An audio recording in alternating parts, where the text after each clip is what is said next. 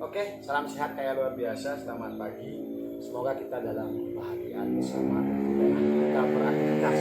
Hari ini saya bersama Bapak Jaya. Pak Jaya, perkenalkan dari mana? Jakarta. Dari Jakarta. Untuk bagaimana kita sharing santai di sini ya Pak ya, untuk belajar bagaimana menjadi pencipta penghobi tanaman paneli. Nah para sahabat, hari ini saya sedikit akan mengasih beberapa pengalaman saya bagaimana membuat dajar madi pohon paneli. Karena nanam paneli ada dua pola yang harus kita bisa lakukan, konvensional dengan dajar hidup dan secara semi modern dengan dajar madi. Ini namanya dajar madi Pak ya. Nah cara buat dajar ini tentu kita harus beli kawat yang seperti ini Pak ya.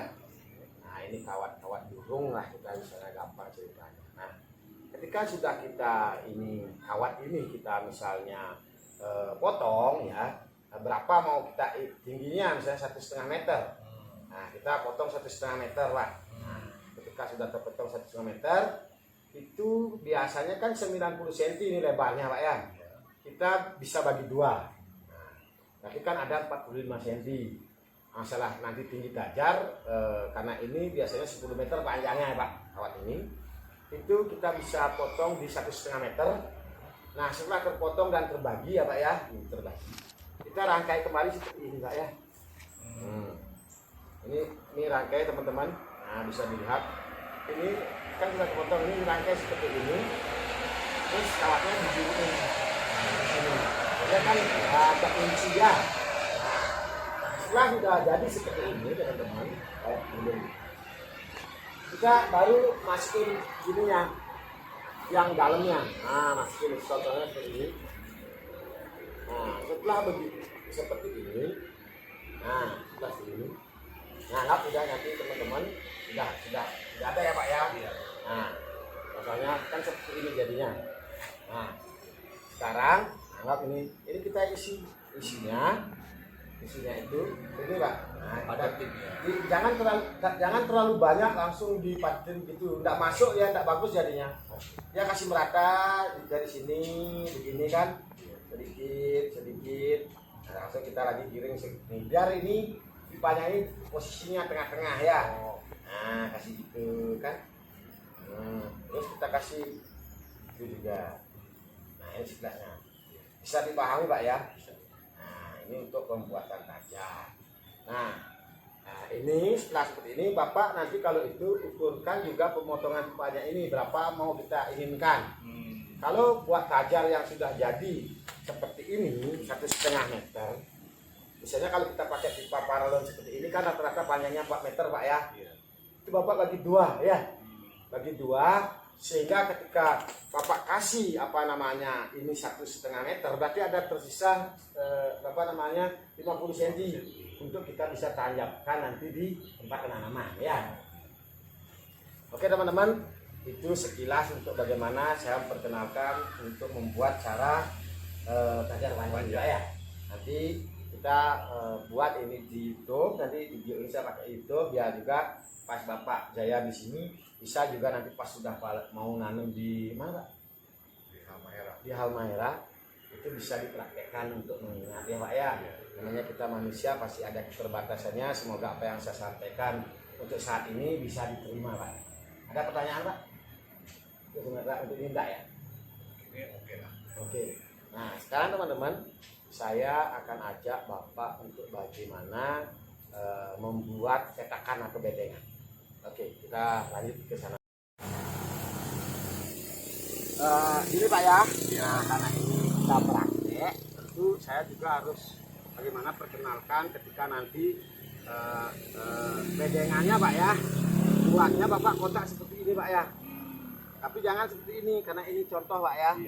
Bapak buat lebarnya ini yang kayak begini ini 1 meter lebarnya ya. Jaraknya. Ini lebarnya ini 1 meter ya, 120 bisa. Nah terus kan kita kasih media ini kan yang saya ceritakan tadi, buat medianya itu seperti kompos atau apapun ya, yang penting karena subur ya. Dajar kan kita tajamkan di tengah-tengah bedengan ini Pak ya, yang kita buat tadi ya, kita buat tadi. Nah ini yang penting diperhatikan cara nanam panelinya Pak ya, saya kasih tahu. Tapi kalau bibit jangan yang pendek seperti ini. Ini kan sebenarnya contoh Pak ya. nanti minimal kita tanam yang 1 meter ya. Cara nanamnya kita harus ketahui juga para sahabat, jangan sampai kebalik ya. Nanti ini kasih ke atas itu kan tidak mau dia. Pastikan bahwa ini adalah yang posisi di atas Pak, yang ada mata tunasnya ya. Dilihat karena agak kadang-kadang dia agak apa namanya, agak susah, kita kadang kebalik daunnya ke sini dia kan. Tak kirain ini di atasnya, ternyata ini di atasnya kan. Ya paham ya. Nah, nanamnya juga kalau 1 meter Pak, nanti Bapak bisa pastikan ini di sini paneli itu di sini akan biasanya dia keluar akar Pak. Di sini wajib dia keluar akar. Maka ini yang ditimbun Pak, tapi jangan dalam-dalam. Nah, contohnya kasih begini aja sederhana ya Pak ya. Tentu yang paling bagus kita ikat dulu di sini. Contohnya ikat di sini ya. Nah, terus kita timbun Pak. Nah, jangan timbunnya ini dalam. Nah, kenapa? Ini harus diperlihatkan begini ya. Nah, kita timbun. Nah, terus kita melakukan penanaman. Gampang Pak ya. Udah ya, paham Pak? Ada ditanyakan? Bisa dipahami? Jadi dalamnya cuma segini aja Pak ya? Ya, jangan ke kedalaman. Ya, jangan sampai dalam sekali ya. Udah ya? Udah. Nah, oke teman-teman, lanjut ke nanti ke care house.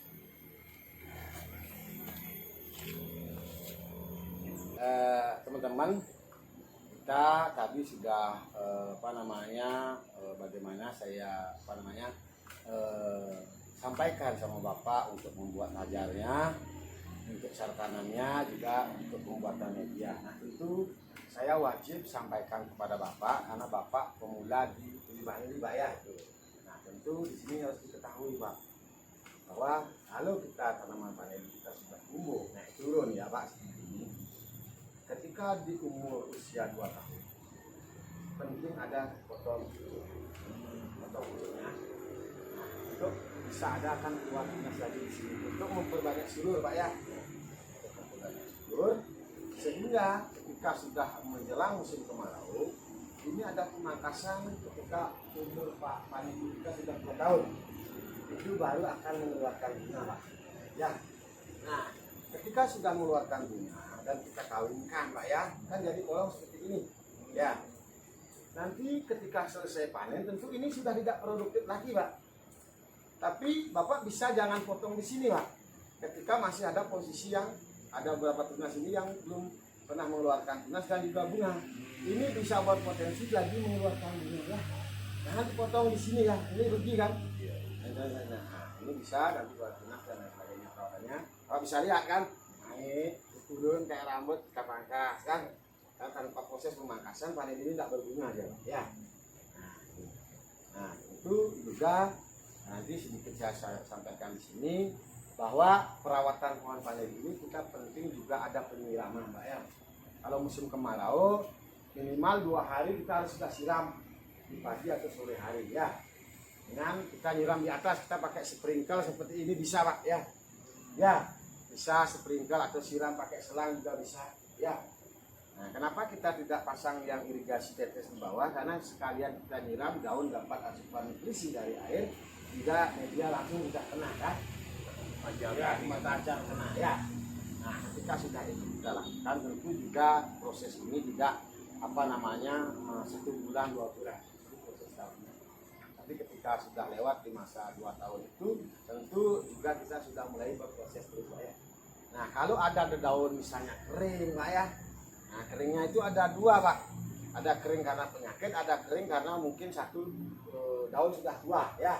Harus dibersihin kayak ini Pak ya. Dibuang dia biar tidak nanti bermasalah. Ketika ini sudah tua, nanti sudah mulai ada pembusukan sehingga berpotensi tidak ada jamur ya.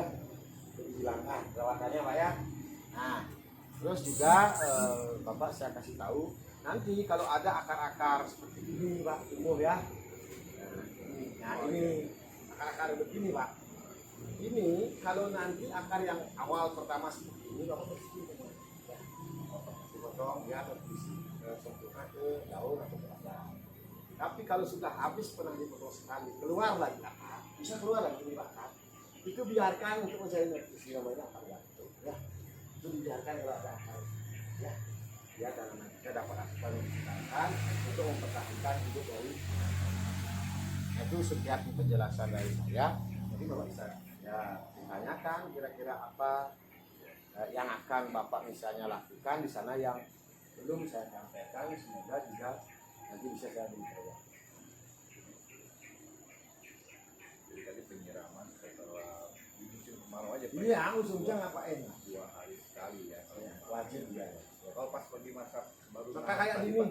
kalau baru nanam itu, kalau pas hujan kan mungkin hujan sehari kan nggak disiram nggak ada apa kan. Tapi kalau pas kemarau itu juga jangan kebanyakan nyiram nanti busuk ya. Karena tanaman paner ini adalah membutuhkan kelembaban 50% ya. Kalau lembab sekali masih busuk ya. Berarti kalau musim hujan curahnya kan banyak Pak. Makanya kita nanti buat ininya bedengannya itu tinggi ya kan. Pak, Airnya ya keluar ya tidak membusuk akar. Kita buat tinggi dengan kayak tadi ya, penanaman itu kanan kiri batako begitu atau apalah ya. Yang penting ini media ini tidak terlalu becek ya. Itu biasanya. Itu dan saya perlu jelaskan di sini aja kita jelaskan semua Pak ya, nanti kalau kunjung ke kebun ya kunjung aja biasa total. Bapak kalau mau buat yang ini minimal tinggi 4 meter Pak ya. Kenapa harus 4 meter? Karena ketika dia rendah, dia untuk penyerapan panasnya itu belum efektif. Ini paranet ya. Karena paranet ini gunanya untuk mengurangi daripada intensitas cahaya matahari.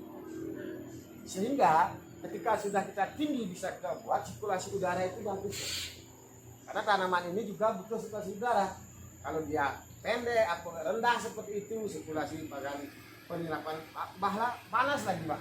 Ini kan pengaruh daripada tanaman. Ya. Perhatikan minimal 4 meter ya Pak ya. Sirkulasi udara kalau dari samping kanan kiri kalau bisa terbuka. Karena akan mempengaruhi dari tingkat daun Pak ya.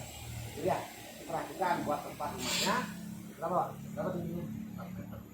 Ya. Bedengannya ya, apanya? Tingginya? Ya boleh. Lebarnya? Boleh. Di jalan minimal 80 ya. Jarak ajarnya udah Pak. Saya kasih tahu dulu nih. Itu 1 meter Pak ya. Satu tiang bisa diisi maksimal 2 tanaman, 2 sulur ya. Kenapa harus 2 sulur teman-teman? Karena ketika ini terlalu banyak kita tanam nanti asupan gizi berkurang sehingga kita bisa dapatkan sulur yang rimbun tapi tidak mau berbuah. Karena ibarat kita keluarga ya Pak ya, terlalu banyak anak yang dari makan kita saja, kita susah amat kan? Ya, itu. Nah sajar, jarak tanam sudah, tinggi bedengan sudah Pak ya, cara tanam sudah, cara pengairan juga tadi sudah. Nah, nanti mungkin Bapak kalau karena sekarang di sini pas tidak ada yang bunga, nanti Bapak bisa tonton di channel saya cara cepat menanam. Terus kalau perlu saya sampaikan teman-teman, nanti kita perlu tanaman ini kita kasih asupan nutrisi setiap sebulan sekali pakai pupuk organik cair. Entah itu perangsang tumbuh dan ketika sudah memasuki usia 2 tahun kita kasih perangsang buah atau buahnya. Oke kira Pak untuk budidaya lengkap Pak ya. Cara buat aja sudah, media sedikit gambarannya karena di sana tidak kita di Bali buat panca media Pak ya. Nah di sana juga nanti Bapak bisa buat tanah subur ya, tanah subur lah. Nah minimal perlu saya sampaikan teman-teman itu pH tanah minimal. Nah karena yang bagus itu lah 6 pH sampai 7 ya. Kalau di bawah itu kurang bagus ya. Ini ada alat ukur Bapak bisa beli di Shopee atau di mana alat ukur untuk pH tanah ya. Inilah juga kita harus mengikuti perkembangan zaman bahwa teknologi itu untuk mengukur daripada pH tanah kita ya. Kan tidak lama Pak, mungkin tadi itu Bapak 1 hari belajar kan gitu ya. Penyakit gimana Pak? Cepat ya. Penyakitnya udah saya kasih tahu nggak tadi Pak? Penyakitnya Apa saja tadi kepala hitam ya. Itu hama. Kan dulu ya. Oh penyakitnya Ya, itu penyakitnya itu jamur. Jamur ya itu. Nah ketika media kita sudah steril dari keseimbangannya itu tidak terlalu lembab dan juga tidak terlalu kering sehingga seimbang, itulah yang memang pas untuk tanaman panen juga. Ya. Seperti ini contohnya. Ya, seperti ini kan medianya kan sedikit Pak, tapi sudah berbuah kan. Nah tapi kalau lebih bagusnya kita pakai bedengan tadi itu, media lebih luas, asupan bersih lebih banyak sehingga tanaman bisa lebih besar. Jadi dengan pakai karbon itu bisa tumbuh ya Pak ya? Ya, apalagi nanti pakai bedengan gitu kan. Ya. Luas. Ya, kalau bisa sih tidak harus mestinya 1 meter Pak bedengan lebarnya. Semakin lebar sebenarnya semakin bagus Pak, karena akar vanili itu dia akan menggawang Pak, dia tidak menancap. Oh, Menyebar ya, kayak akar bambu ya. Ya, kira-kira udah Pak ya. Nanti saya ajak Bapak ke kebun. Nah, nanti Bapak bisa sejenak di sana duduk-duduk, bikin apa yang kurang yang bisa saya jelaskan. Kalau nanti misalnya prosesnya, kalau pengaturan silur sudah saya kasih tahu Pak ya. Jadi silurnya jangan sampai silur ini terlalu menumpuk Pak ya. Bisa tambahkan sedikit ya. Mesinnya agak gini, karena dia Pak akan sirkulasi udara. Oh, jangan numpuk. Ya kalau numpuk-numpuk seperti itu nanti dia yang di sini tidak mau bunga gitu. Ya. Ibarat manusia terlalu numpuk ya. Oke. Next.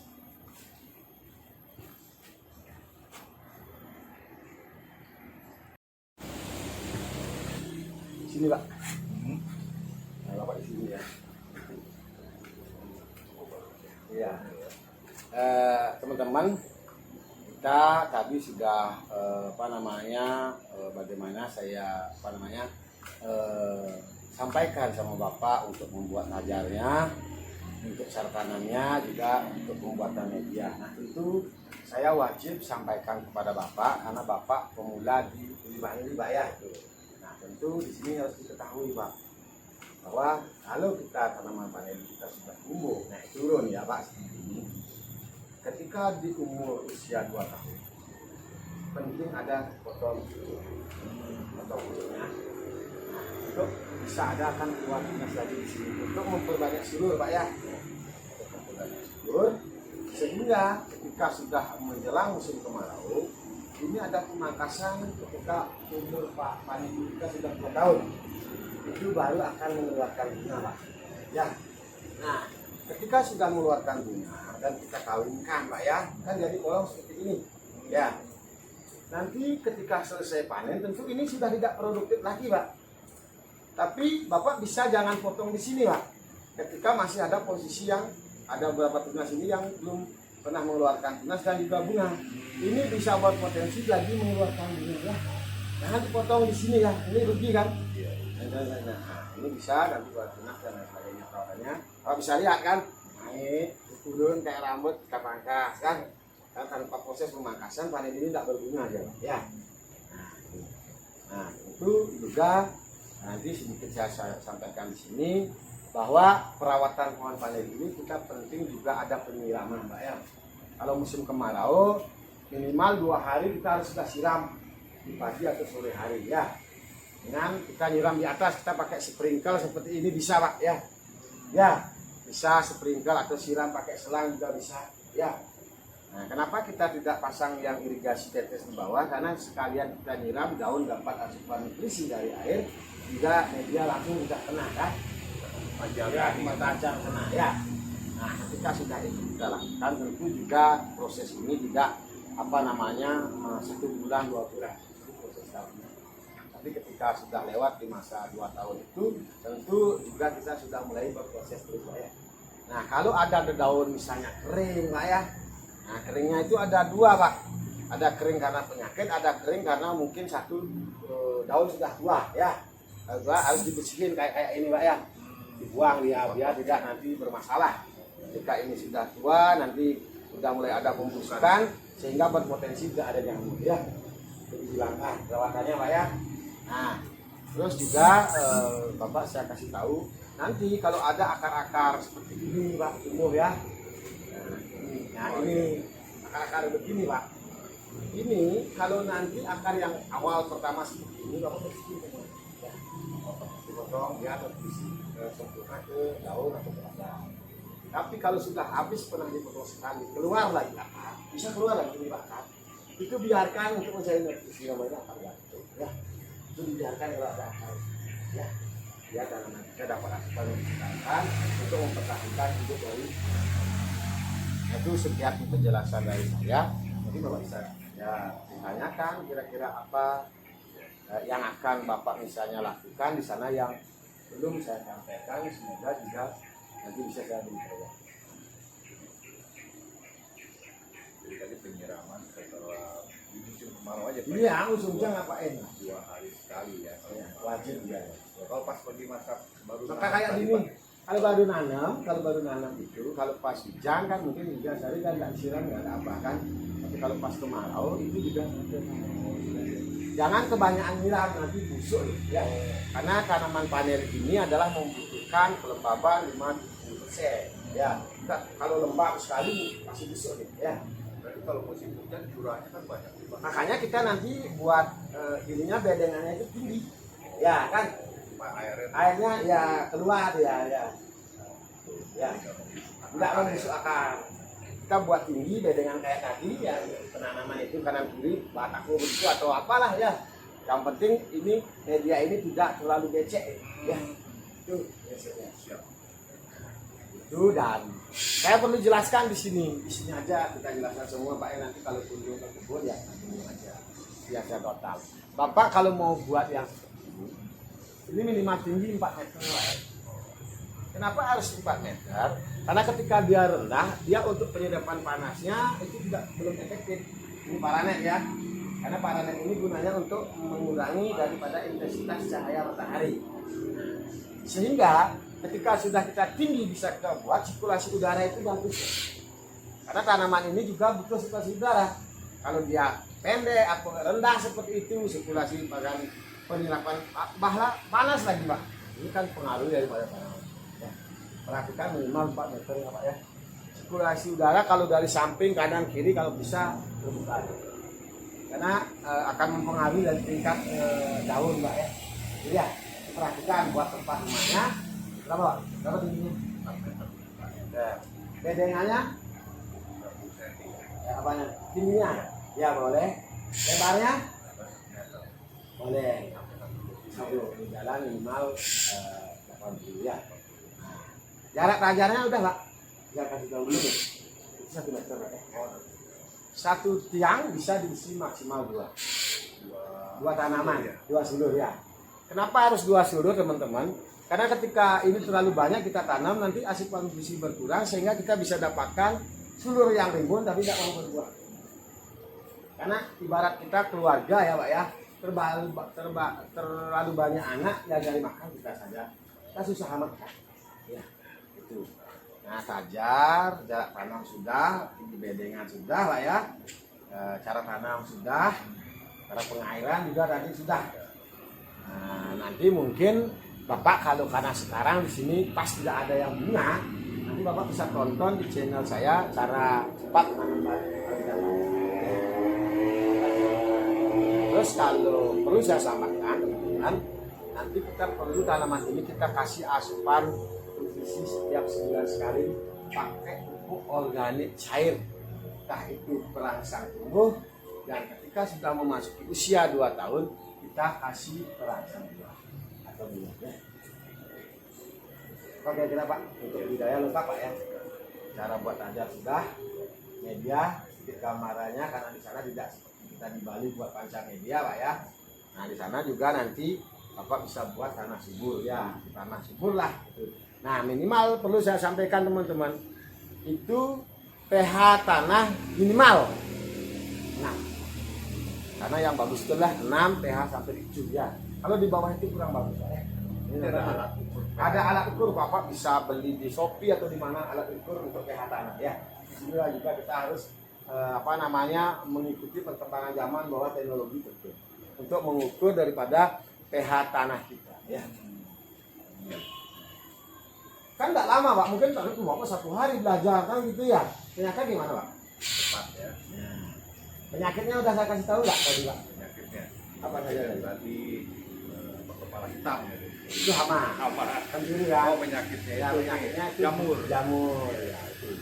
Nah ketika media kita sudah steril dari keseimbangannya itu tidak terlalu lembab dan juga tidak terlalu kering sehingga seimbang, itulah yang memang pas untuk tanaman paneri Pak. Ya. Ya, seperti ini kan medianya kan sedikit Pak, tapi sudah berbuah kan.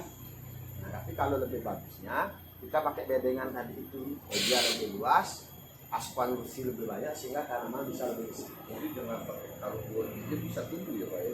Ya, apalagi nanti pakai tetengan gitu kan. Ya. Bisa luas. Ya, kalau bisa sih tidak harus mestinya 1 meter Pak tetengan lebarnya. Semakin lebar sebenarnya semakin bagus Pak, karena akar paneli itu dia akan menggawang Pak, dia tidak menancap. Oh, Menyebar ya, kayak akar bambu ya. Ya, kira-kira udah Pak ya. Nanti saya ajak Bapak ke kebun. Nah, nanti Bapak bisa sejenak di sana duduk, pikir-pikir apa yang kurang, yang bisa saya jelaskan. Kalau nanti misalnya prosesnya, kalau pengaturan sulur sudah saya kasih tahu Pak ya. Jadi sulurnya, jangan sampai sulur ini terlalu menumpuk Pak ya. Bisa tambahkan sedikit ya. Mesinnya agak gini, karena dia Pak harus sirkulasi udara. Oh, jangan numpuk. Nah, kalau numpuk-numpuk seperti itu nanti dia yang di sini tidak mau hubungan. Ya. Ibarat manusia terlalu numpuk ya. Next.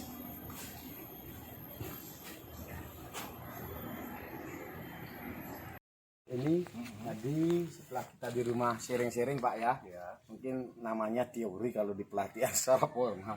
Hari ini kita Bapak ajak ke percontohan perkumpulan petani panggil itu. Hari ini. Nah, ini bisa saya perkenalkan Pak, ini luas lahan 200 meter persegi. 200 meter persegi kita bisa nanam paneli di sini sebanyak 400 pohon. Jadi Pak, kita perkenalkan. Lanjuti Pak ya. Ya, artinya kita tajarnya ini Pak, kita biar kuat lah ya. Karena penting ada lanjaran seperti itu ya. Juga untuk air. Ya ini airnya kan. Kalau pipa ini ada airnya Pak?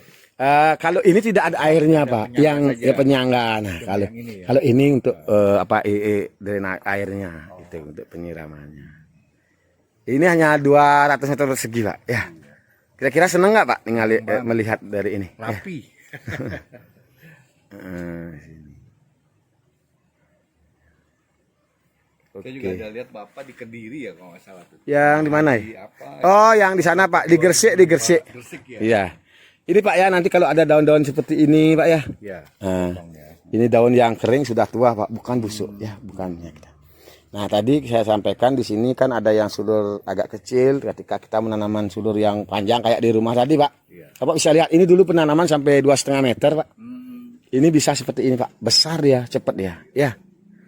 Ini kita murni Pak, organik pancamedia ya Pak ya. Ini tanaman bisa dilihat teman-teman. Nah, ini Pak, ini saya kira gemuk-gemuk nggak Pak? Iya, subur banget. Batangnya kelihatan besar. Nah, ini perlu saya sampaikan Pak.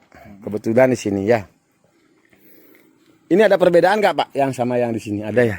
Ini RK. Ini agak kuning-kuning ya warnanya.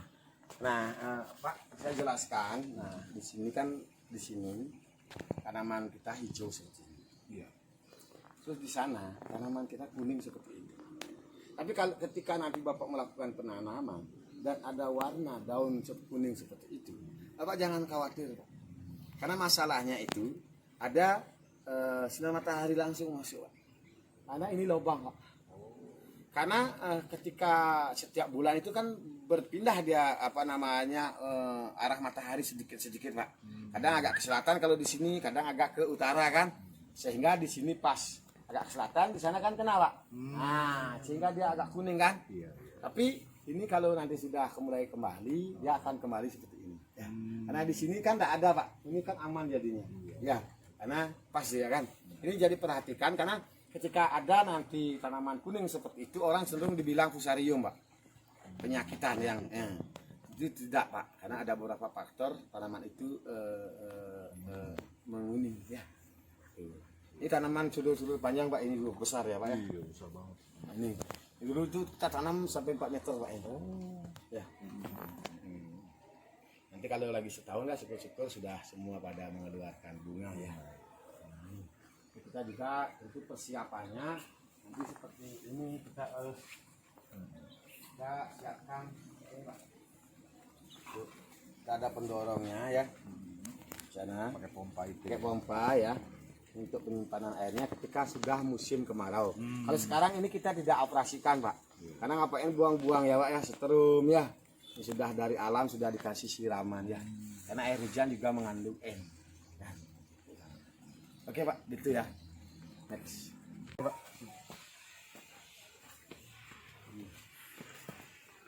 Ini usia tanaman memasuki di usia 2 tahun Pak. Lagi tahun depan kita sudah mulai akan produktifkan untuk bagaimana tanaman ini mengeluarkan bunga. Ya, ayo deh sebelah sini. Jangan lupa. Di sini Pak ya. Nah saya jelaskan apa yang tadi saya sampaikan di rumah kan, untuk di praktek kita tanam. Ini yang sudah jadi Pak. Kita bedengannya seperti ini ya.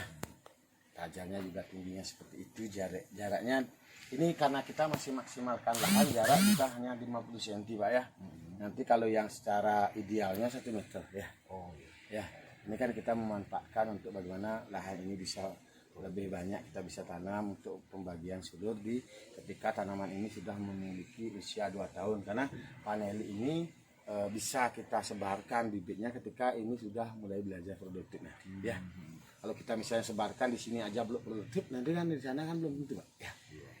Nah hari ini, saya perawatan seperti tadi sudah mulai kita potong-potong, kita bersihin. Ini kan sudah bersih Pak ya, sudah bersih seperti ini.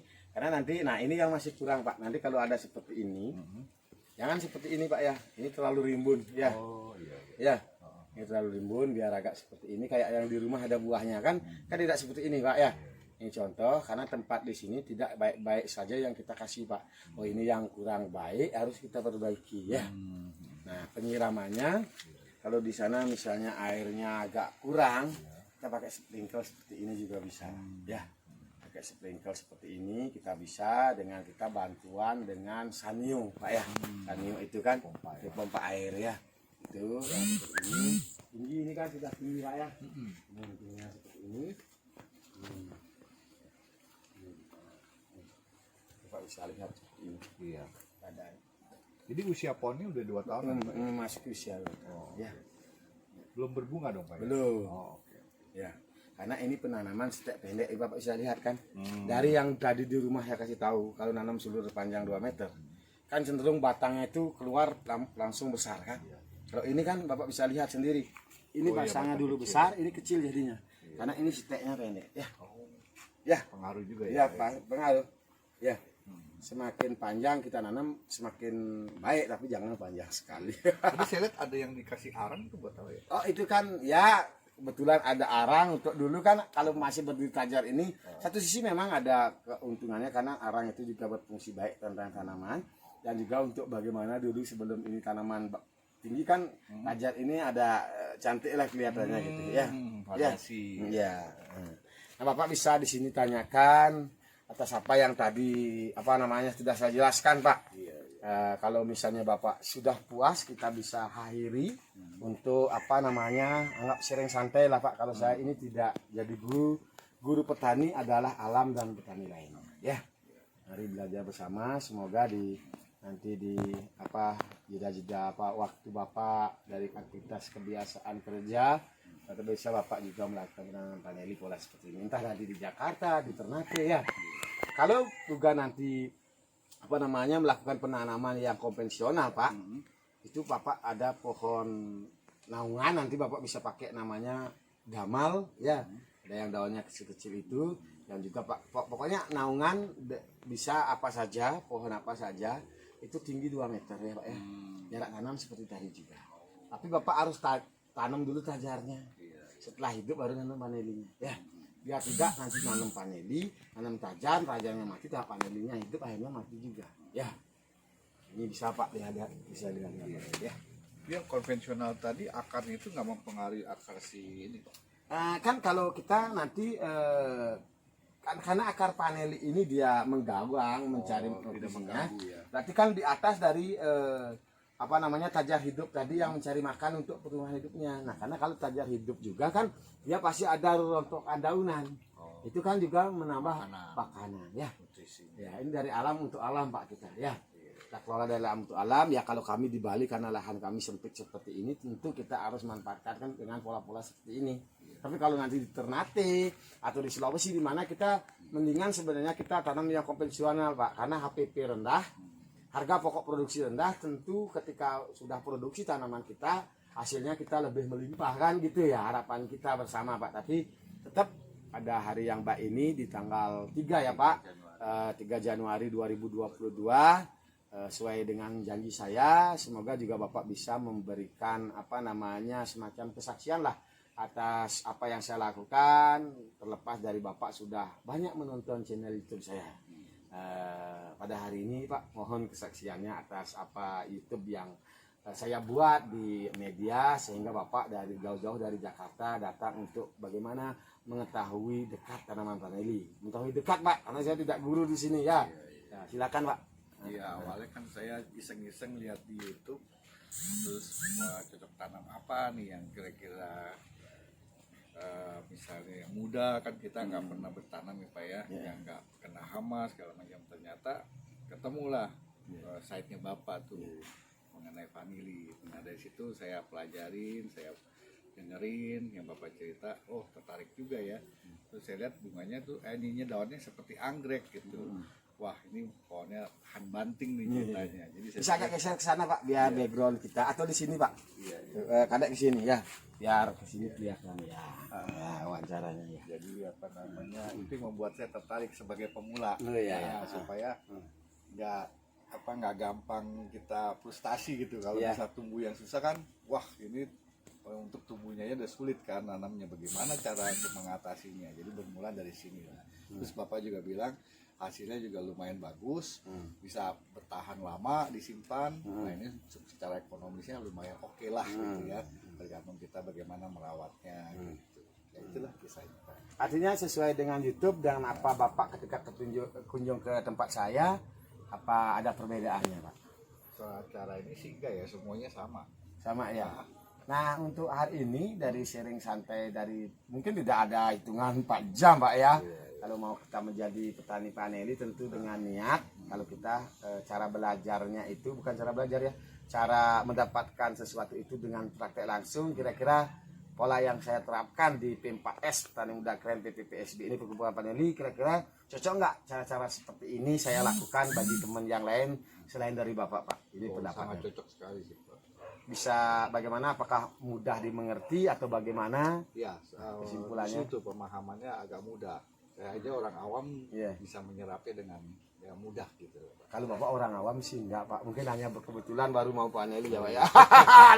Awam dalam bentuk ya. Dalam vanili ya Pak ya.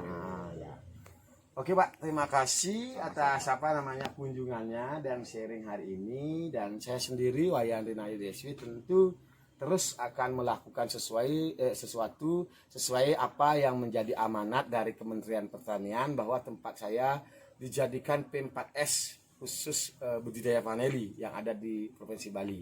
Nah, tentu pada kesempatan yang baik ini di akhir penghujung video saya bersama Pak Jaya, nama lengkapnya Pak? Sujaya Onggowasito. Pak Jaya Sunggohawito, tentu juga saya terus memohon kepada kalian semua, Bapak senior champion yang sudah menggeluti budidaya vanili, tentu banyak orang yang sudah luar biasa. Saya atas nama pribadi Wayan DSB mohon saya dikasih solusi, dikasih pembagian ilmu lah, sehingga juga saya bisa berbagi seperti saat sekarang ini kepada kebanyakan teman-teman yang mungkin belum Pak, bukan tidak tahu ya, mungkin belum memahami tentang bagaimana berbudidaya vanili ini. Tentu untuk menjadi petani vanili yang lebih baik, tentu kita terus belajar sharing bersama Pak. Karena kita dihadapkan pada alam dan petani lainnya. Nah tapi di akhir video tidak lupa saya sampaikan kepada teman-teman, kalau kita menekuni komoditi pertanian ini berbeda dengan kita hukum ekonomi dan matematika para sahabat. Kalau matematika 4 kali 4 pasti 16. Tapi kalau pertanian 4 kali 4 bisa hasilnya 100 bahkan 1000. Tapi perlu dicatat, semua yang kita lakukan itu harus dengan tulus dan ikhlas. Niat yang utama, niat yang tulus dan ikhlas. Sehingga 4 kali 4 itu yang kita bayangkan tadi 100 sampai 1000, kita bisa tidak dapatkan 4 kali 4 sama dengan song atau kosong. Ya, mari kita berdoa dengan vanili ini kita banyak famili. Tentu tidak semua manusia sempurna. marilah dengan ketidaksempurnaan, walaupun kita jadi makhluk yang paling sempurna, kita terus memperbanyak teman, banyak family, sehingga kekurangan kita bisa diisi oleh teman, dan kekurangan teman syukur-syukur kita terus berbagi bisa juga mengisi atas apa yang dibutuhkan teman. Karena orang sukses dia mengasih solusi atas kebanyakan kebutuhan daripada teman-teman, sehingga kita menjadi orang-orang yang lebih baik. Salam sehat kaya luar biasa bersama Pak Jaya. Jaya. Makasih, Oke.